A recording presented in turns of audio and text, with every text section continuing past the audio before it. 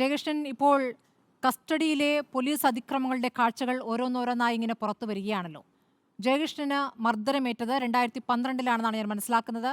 അന്ന് UDF ഭരണകാലത്ത് നടന്ന ആക്രമണത്തിന്റെ വിവരങ്ങളാണ് അങ്ങേക്ക് പറയാനുള്ളത്. അന്ന് മന്ത്രി അടൂർ പ്രകാശിന്റെ നിർദ്ദേശാനുസരണം അടികിട്ടിയെന്നടക്കമുള്ള ചില ആരോപണങ്ങളും ഉണ്ടായിരുന്നു. പക്ഷേ വർഷം ഇത്ര കഴിഞ്ഞല്ലോ. താങ്കൾ നൽകിയ പരാതി, ആ പരാതി എത്രത്തോളം മുന്നോട്ട് പോയി? മുന്നോട്ട് പോകുമ്പോൾ ഇപ്പോൾ രണ്ട് ടേമുകളായി ഇടതുപക്ഷം ഭരിക്കുകയാണ്.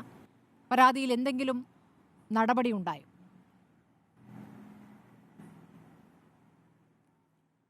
എൻ്റെ പരാതി 2012-ലാണ് ഞാൻ കൊടുക്കുന്നത്. അന്ന് UDF ഗവൺമെൻറ്റാണ് അധികാരത്തിലുള്ളത്.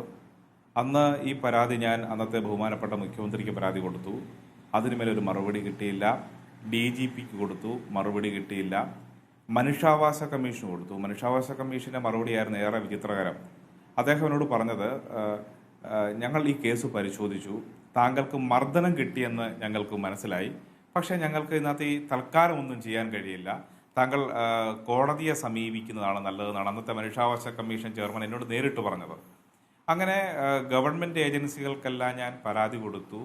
അത് പരാജയമാണെന്ന് ബോധ്യപ്പെട്ടപ്പോഴാണ് ഞാൻ ബഹുമാനപ്പെട്ട കോടതിയെ സമീപിക്കുന്നത്.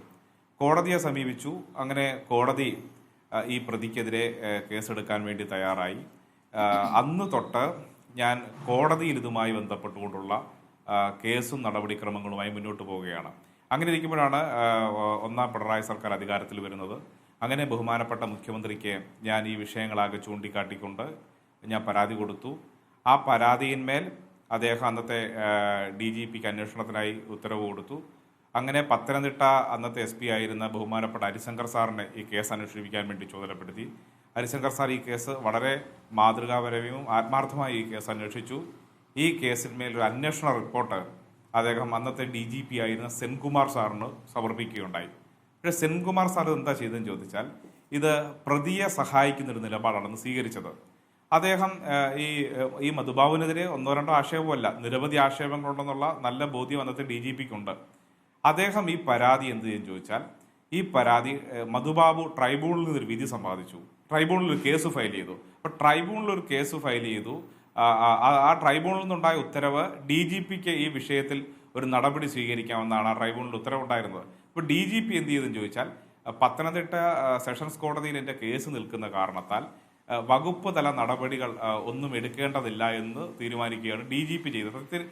തത്വത്തിൽ DGP ഇതിനകത്ത് ചെയ്തത്, സെൻകുമാർ സാർ തത്വത്തിൽ ചെയ്തത്, ഇത് പ്രതിയെ സഹായിക്കുന്ന നിലപാടാണ് അന്ന് സ്വീകരിച്ചത്.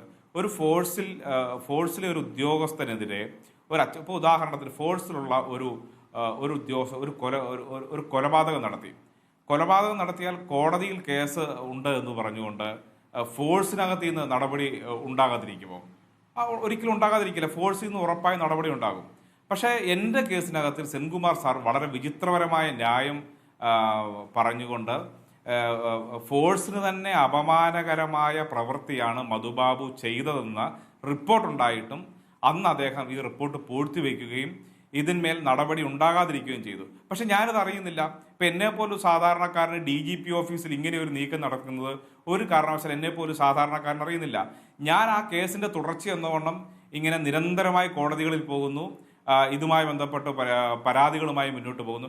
അങ്ങനെ ഇരിക്കുമ്പോൾ അടുത്ത സമയത്താണ് ഞാൻ എൻ്റെ കേസിന്മേൽ ഒരു അന്വേഷണ റിപ്പോർട്ട് DGP ഓഫീസിലുണ്ടെന്ന് ഞാൻ മനസ്സിലാക്കുന്നത്. അങ്ങനെ DGP ഓഫീസിൽ ഞാൻ വിവരാവകാശം കൊടുക്കുന്നു. വിവരാവകാശം കൊടുക്കുമ്പോഴാണ് എനിക്ക് റിപ്പോർട്ട് 2 മാസങ്ങൾക്ക് മുമ്പാണ് എനിക്ക് റിപ്പോർട്ട് കിട്ടുന്നത്. എന്തോ എപ്പോഴാണ് താങ്കൾ 2 മാസങ്ങൾക്ക് മുമ്പാണ്. 2 മാസങ്ങൾക്ക് മുമ്പ്. ശരി, പറഞ്ഞോളൂ. 2 മാസങ്ങൾക്ക് മുമ്പാണ് റിപ്പോർട്ട് കിട്ടുന്നത്. 2 മാസങ്ങൾക്ക് മുമ്പ് വിവരാവകാശം കൊടുക്കുന്നു, എനിക്ക് മറുപടി ലഭിക്കുന്നു. അപ്പോൾ തന്നെ ഞാൻ ബഹുമാനപ്പെട്ട മുഖ്യമന്ത്രിയുടെ ഓഫീസിൽ പോയി ഇന്നിപ്പോൾ ഒരു റിപ്പോർട്ടുണ്ട്, എന്നെ മർദ്ദിച്ച കേസിനകത്തിൽ പ്രതിക്കെതിരെ വകുപ്പ് തല നടപടിയെടുക്കണം അല്ലെങ്കിൽ ശിക്ഷിക്കണം എന്നുള്ള റിപ്പോർട്ടുണ്ട് എന്ന് ബഹുമാനപ്പെട്ട മുഖ്യമന്ത്രിയുടെ ഓഫീസിൽ പറയുകയുണ്ടായി. മുഖ്യമന്ത്രിയുടെ ഓഫീസിൽ നിന്ന് പൊളിറ്റിക്കൽ സെക്രട്ടറിയാണ് കണ്ടത്. അദ്ദേഹം പറഞ്ഞു, വളരെ അനുഭാവപൂർവ്വം തന്നെ പറഞ്ഞു, ഇത് ഞങ്ങൾ പരിശോധിക്കാം. അത് പരിശോധിക്കാമെന്ന് പറഞ്ഞതിൻ്റെ അടിസ്ഥാനത്തിൽ കൊട്ടാരക്കര റൂറൽ SP ഇത് അന്വേഷിക്കാൻ ചുമതലപ്പെടുത്തി. അദ്ദേഹം ഒരു മാസങ്ങൾക്ക് മുമ്പ് എൻ്റെ മൊഴിയും മറ്റു രേഖകളും എൻ്റെ നിന്ന് നേരിട്ട് കൈപ്പറ്റുകയും മൊഴിയെടുക്കുകയുമാണ് ചെയ്തത്. അതാണ് എൻ്റെ കേസിലെ നിലവിലത്തെ സ്ഥിതി. ശരി, അങ്ങ് പറഞ്ഞതുപോലെ നേരത്തെ ജില്ലാ പോലീസ് മേധാവി DGPക്ക് നൽകിയ റിപ്പോർട്ട്, അതിന്റെ പകർപ്പ് താങ്കൾക്ക് കിട്ടിയത് എനിക്കും കിട്ടിയിട്ടുണ്ട്. താങ്കൾ ഈ കേസിൽ പ്രതിയായിരുന്നില്ല, എന്നാൽ പിന്നീട് ടിയാനയും പ്രതിപ്പട്ടികയിൽ ചേർക്കപ്പെട്ടു എന്നടക്കമുള്ള കാര്യങ്ങൾ പറയുന്നു. അവസാന ഭാഗത്ത് പറയുന്നതാണ് ഏറ്റവും പ്രധാനപ്പെട്ടത്. താങ്കളുടെ മുഖത്തും പരിക്കേറ്റതായി രേഖപ്പെടുത്തിയിട്ടുണ്ട്. ആ, ഈ കാലയളവിൽ പത്രമാധ്യമങ്ങളിൽ പരാതിക്കാരൻ പോലീസ് മർദ്ദനം സംബന്ധിച്ച വാർത്തകൾ വന്നിരുന്നു. പരാതിക്കാരൻ കുറച്ചുനാൾ തൃപ്പൂണിത്തുറ ഗവൺമെന്റ് ആയുർവേദ ആശുപത്രിയിൽ ചികിത്സ തേടിയിട്ടുള്ളതാണ്. മധുബാബുവിനെയും ഗോപകുമാറിനെയും പ്രോസിക്യൂട്ട് ചെയ്യാനായി പരാതിക്കാരൻ നൽകിയ അപേക്ഷ ബഹുമാനപ്പെട്ട അഡീഷണൽ ചീഫ് സെക്രട്ടറി നിരസിച്ചിട്ടുള്ളതാണ്. മധുബാബുവിനും ഗോപകുമാറിനെതിരെ പത്തനംതിട്ട ജുഡീഷ്യൽ മജിസ്ട്രേറ്റ് കോടതിയിൽ ഫയൽ ചെയ്തിട്ടുള്ളതും ഇപ്പോഴും കോടതിയുടെ പരിഗണനയിലുള്ളതാണ്. അവസാനം പറയുന്നുണ്ട്, ഈ പ്രവൃത്തി, ഈ പോലീസുകാരുടെ പ്രവൃത്തി, ഗോപകുമാറിന്റെയും മധുബാബുവിന്റെയും പ്രവൃത്തി അതീവ ഗുരുതരമായ അധികാര ദുർവിനിയോഗവും അച്ചടക്ക ലംഘനവും പോലീസ് സേനയുടെ സൽപ്പേരിന് തന്നെ കളങ്കവുമാകിയാൽ ടിയാമാരുടെ പേരിൽ കർശന അച്ചടക്ക നടപടികൾ സ്വീകരിക്കാനായി ഈ റിപ്പോർട്ട് സമർപ്പിച്ചുകൊള്ളുന്നു. ഇത് ഏത് വർഷമാണ് ഈ റിപ്പോർട്ട് വരുന്നത്? 2016. 2016 അങ്ങ് നൽകിയ പരാതിയിൽ അവിടുത്തെ ജില്ലാ പോലീസ് മേധാവി പ്രവർത്തിക്കുന്നു, DGPക്ക് റിപ്പോർട്ട് നൽകുന്നു. താങ്കൾ പറയുന്ന സെൻകുമാർ, കുറച്ചു കാലയളവിലേ സെൻകുമാർ ഉണ്ടായിട്ടുള്ളൂ എന്ന് മനസ്സിലാക്കണം DGP ആയി. അതിനുശേഷം അദ്ദേഹം പോയല്ലോ. അതിനുശേഷം അതിന്റെ പുരോഗതി നടന്നിട്ടുണ്ടാകുമെന്ന് അങ്ങ് കരുതി.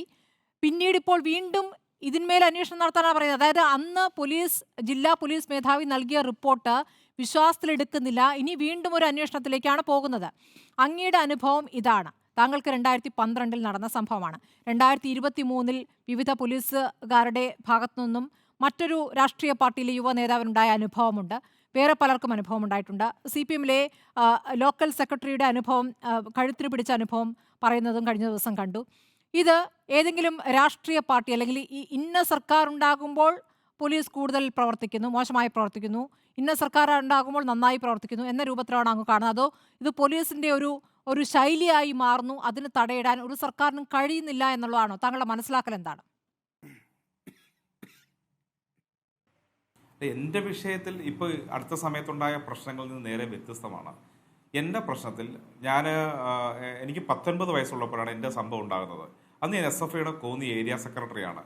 അന്ന് കോന്നി എന്നുള്ള ജനപ്രതിനിധി അടൂർ പ്രകാശാണ്. അന്ന് അദ്ദേഹം മന്ത്രിയാണ്. അടൂർ പ്രകാശിനെ പോലും കേരളത്തിലെ ഏറ്റവും പ്രമുഖനായ കോൺഗ്രസ് നേതാവ് കോന്നിയിലെ ജനപ്രതിനിധിയായിരിക്കുമ്പോൾ സ്വാഭാവികമായും കോന്നിയിലെ കോളേജുകളിൽ SFI ആണ് ഭരിക്കുക. അപ്പോൾ അതിനെ SFIക്ക് ആ കോളേജ് യൂണിയൻ കിട്ടാതിരിക്കാനുള്ള എന്ത് മാർഗവും അടൂർ പ്രകാശിനെ സംബന്ധിച്ച് സ്വീകരിക്കുക എന്നുള്ളതാണ് അദ്ദേഹത്തെ സംബന്ധിച്ചുള്ളത്. അങ്ങനെയാണ് അടൂർ പ്രകാശിന്റെ ഏറ്റവും അടുത്ത സുഹൃത്തും അടൂർ പ്രകാശിന് വേണ്ടി എന്തു പരിപാടിയും ചെയ്യുന്ന ഒരു പോലീസ് ഉദ്യോഗസ്ഥനായിരുന്നു. അത് പകലുപോലെ വെളിച്ചവും അന്ന് ആ കാലയളവിലെല്ലാം വലിയ വാർത്തയാവുകയും ചർച്ചയാവുകയും എൻ്റെ അറസ്റ്റും എൻ്റെ പ്രശ്നങ്ങളുമായി ബന്ധപ്പെട്ടുകൊണ്ട് അടൂർ പ്രകാശിന്റെ ഓഫീസിലേക്ക് മാർച്ച് നടത്തിയാണ്. അപ്പോൾ എൻ്റെ കേസിനകത്ത് കോൺഗ്രസ് എന്ന് പറയുന്ന കോൺഗ്രസിലെ ഏറ്റവും പ്രമുഖനായ ഇന്നത്തെ UDFന്റെ കൺവീനറായ അടൂർ പ്രകാശിന് നിർദ്ദേശാനുസരണം ചെയ്തതാണ് എൻ്റെ കേസ്. പക്ഷെ ഇപ്പോഴുണ്ടായിരിക്കുന്ന കേസ് അങ്ങനെയല്ല. ഇപ്പോഴുണ്ടാക്കുന്ന കേസ് ഏതെങ്കിലും ഒരു പൊളിറ്റിക്കൽ പാർട്ടിയുടെ നിർബന്ധത്തിന് വഴങ്ങിയോ അല്ലെങ്കിൽ അവരുടെ നിർദ്ദേശത്തിനനുസരിച്ചോ ഉണ്ടായതല്ല. പോലീസിനകത്തെ ക്രിമിനൽസ്, ഇപ്പോൾ നമുക്കറിയാം നിരവധിയായ ക്രിമിനൽസ് ഉണ്ട് പോലീസിനകത്തിൽ. ആ പോലീസിനകത്തിലെ ക്രിമിനൽസ് അവർക്ക് യഥേഷ്ടം ചെയ്യാം, എന്തും ചെയ്യാം എന്നുള്ള ധാരണയുടെ അടിസ്ഥാനത്തിലാണ് ആ ചെറുപ്പക്കാരെ ആകെ മർദ്ദിക്കുന്ന ചെറുപ്പക്കാരെന്നല്ല ഏതൊരാളെയും മർദ്ദിക്കുന്ന സാഹചര്യം ഉണ്ടായിട്ടുള്ളത്. അപ്പോൾ പോലീസിലെ ക്രിമിനൽസിനെയാണ് കണ്ടെത്തേണ്ടത്.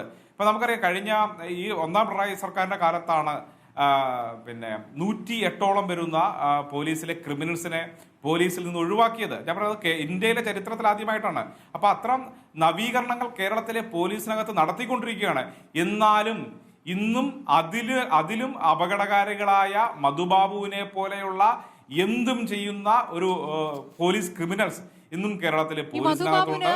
അതുകൊണ്ട് അത്തരം ക്രിമിനൽസിനെ കണ്ടെത്തണം, അവർക്കെതിരെ നടപടി. ജയശ്രീ തണ്ണിത്തോട് പ്രൊമോഷൻ കിട്ടിയത് ഏത് കാലത്താണ്? അദ്ദേഹം ഇപ്പോൾ DYSP ആണല്ലേ? അത് മധുബാബുവിന് പ്രൊമോഷൻ കിട്ടുന്നതിൻ്റെ കാരണം എൻ്റെ കേസുമായി ബന്ധപ്പെട്ടുകൊണ്ട് എൻ്റെ അന്വേഷണ റിപ്പോർട്ട് ബഹുമാനപ്പെട്ട DGPയുടെ അടുത്ത് ചെല്ലുന്നു, സെൻകുമാർ സാറിൻ്റെ അടുത്ത് ചെല്ലുന്നു.